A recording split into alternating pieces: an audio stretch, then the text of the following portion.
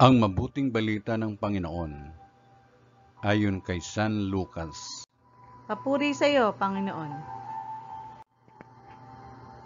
Isang araw ng pamamahinga, muling pumasok si Jesus sa sinagoga at nagturo.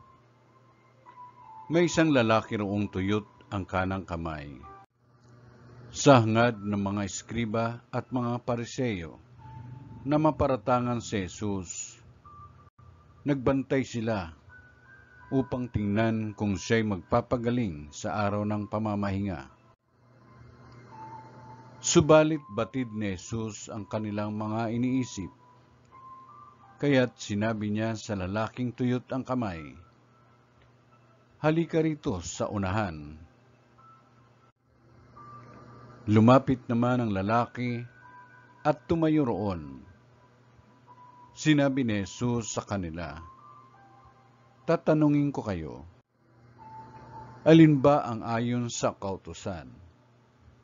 Ang gumawa ng mabuti o ang gumawa ng masama sa araw ng pamamahinga?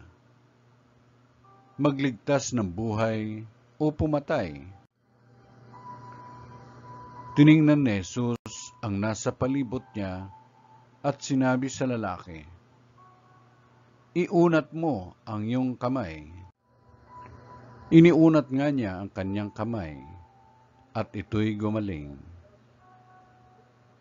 Nagngingit-ngit sa galit ang mga eskriba at ang mga pariseyo at pinag-usapan nila kung ano ang dapat gawin kay Jesus. Ang mabuting balita ng Panginoon.